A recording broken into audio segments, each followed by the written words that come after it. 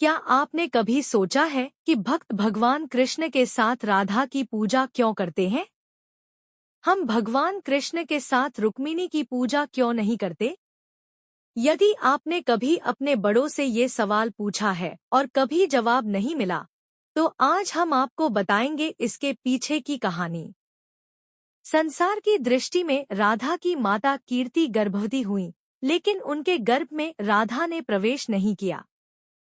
कीर्ति ने अपने गर्भ में वायु को धारण कर रखा था और योगमाया के सहयोग से कीर्ति ने वायु को जन्म दिया, लेकिन वायु के जन्म के साथ ही वहां राधा कन्या रूप में प्रकट हो गई। इसलिए यह माना जाता है कि देवी राधा अयोनिजा थी। जिस प्रकार से राधा जी के जन्म की कथा अपने आप में रोचक है, उसी प्रकार से उनके माता पिता पूर्व जन्म में क्या थे, यह भी अपने आप में रोचक है। इस बारे में गर्ग संहिता में विस्तार से बताया गया है। आइए जानते हैं उनके पूर्वजन्म से जुड़ी कहानी के बारे में। भगवान कृष्ण के प्राकट्योत्सव जन्माष्टमी के 15 दिन बाद उनकी प्रेयसी राधा रानी के जन्मोत्सव को मनाने का वक्त आ गया है। भाद्र मास के शुक्ल पक्ष की अष्टमी को राधा अष्टमी के रूप में मनाते हैं। इस दिन बरसाने में वृषभानुजी और माता कीर्ति के घर एक कन्या ने जन्म लिया था और वो थी श्री कृष्ण की प्रिया राधा रानी। इस अवसर पर राधा जी के भक्त उनके नाम का स्मरण करते हुए व्रत रखते हैं। पुराणों में राधा रानी के व्रत की महिमा के बारे में बताया गया है। इसमें बताया गया है कि राधा अष्टमी पर व्रत करने से क्या आध्यात्मिक लाभ प्राप्त हो सकते हैं। राधा अष्टमी के दिन व्रत करने से सभी तीर्थों को करने के बराबर फल की प्राप्ति होती है। जो व्यक्ति राधा राधा कहता है, राधा के नाम में जिसकी निष्ठा है, जो राधा राधा का उच्चारण करता है, उसे वृंदावन में मोक्ष की प्राप्ति होती है। जिस प्रकार गंगा में स्नान करने से सभी तीर्थों का फल प्राप्त होता है, उसी प्रकार से राधा जी से सर्वतीर्थ में और सर्वत्र व्याप्त हैं। नारद जी ने बताते हैं कि बहुलाश्व के पूछने पर नारद जी ने राधा जी के माता पिता वृषभानु और कीर्ति जी के पूर्व जन्म की कहानी सुनाई। उन्होंने बताया कि पौराणिक काल में एक राजा नृग थे। उनके यहाँ सुचंद्र नामक एक पुत्र का जन्म हुआ। उन्हें साक्षात भगवान का अंश माना जाता था। वहीं दूसरी ओर आदि पितरों के यहाँ संकल्प से 3 कन्याओं की उत्पत्ति हुई। इन तीनों के नाम थे कलावती, रत्नमाला और मेनका। कलावती का ब्याह सुचंद्र के साथ किया गया। पितरों ने अपनी रुचि के अनुसार ब्रह्मविधि से इन कन्याओं का दान किया। सुचंद्र पत्नी कलावती को लेकर गोमती नदी के तट पर स्थित एक वन में चले गए। वहां जाकर उन्होंने ब्रह्मा जी की तपस्या की। प्रसन्न होकर ब्रह्मा जी प्रकट हुए और वरदान दिया, तुम लोग मेरे साथ स्वर्गलोक चलो और वहां सभी सुखों का भोग करो। उसके बाद द्वापर के अंत में तुम्हारा धरती पर जन्म होगा और तुम दोनों से ही भगवान कृष्ण की प्रिया जन्म लेंगी। ऐसे धरती पर प्रकट हुए राधा जी के माता पिता। कन्नौज में भलंदन नामक एक राजा थे। उनके यहाँ यज्ञकुंड से कलावती का प्रादुर्भाव हुआ। कलावती को अपने पूर्व जन्म का पूरा ज्ञान था। वहीं सुरभानु के घर सुचंद्र का जन्म हुआ और उनका नाम वृषभानु पड़ा।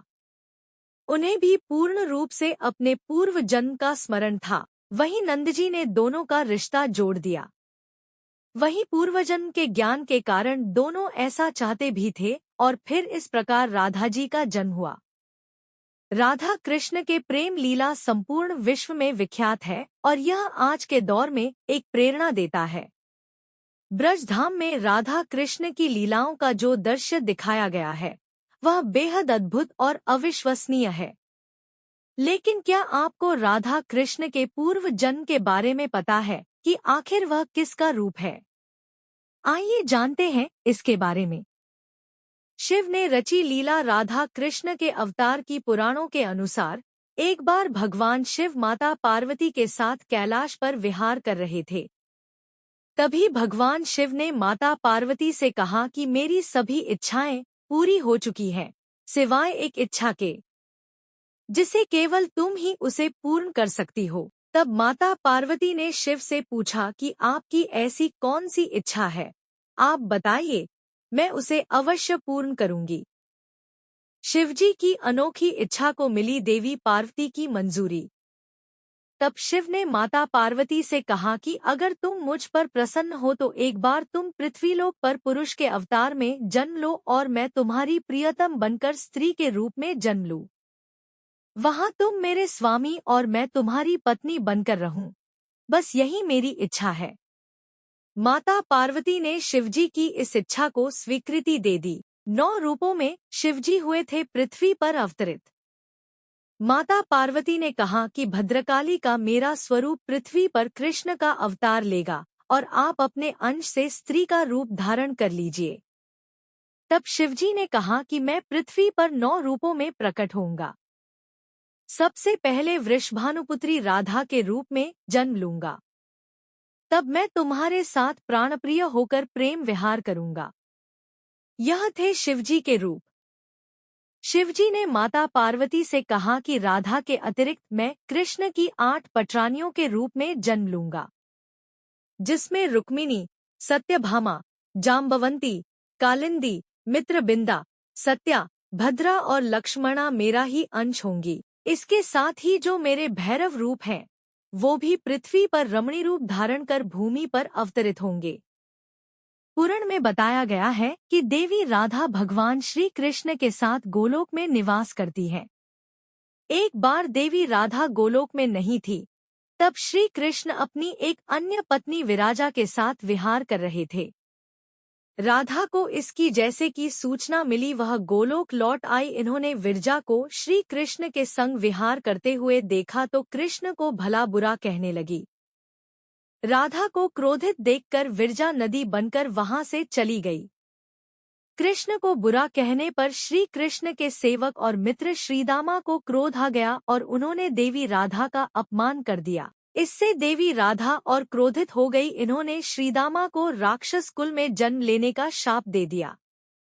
श्रीदाम ने भी आवेश में आकर देवी राधा को पृथ्वी पर मनुष्य रूप में जन्म लेने का शाप दे दिया। इस शाप के कारण श्रीदामा शंखचूड़ नामक असुर बना। देवी राधा को कीर्ति और वृषभानु जी की पुत्री के रूप में जन्म लेना पड़ा, लेकिन इनका जन्म देवी कीर्ति के गर्भ से नहीं हुआ था। ब्रह्मपुराण में बताया गया है कि श्रीदामा और देवी राधा ने जब एक दूसरे को शाप दे दिया, तब भगवान श्री कृष्ण ने आकर देवी राधा से कहा कि पृथ्वी पर तुम्हें गोकुल में देवी कीर्ति और वृषभानु की पुत्री के रूप में जन्म लेना होगा। वहां तुम्हारा विवाह रायाण नामक एक वैश्य से होगा और सांसारिक तौर पर तुम रायाण की पत्नी कहलाओगी। रायाण मेरा ही अंश होगा।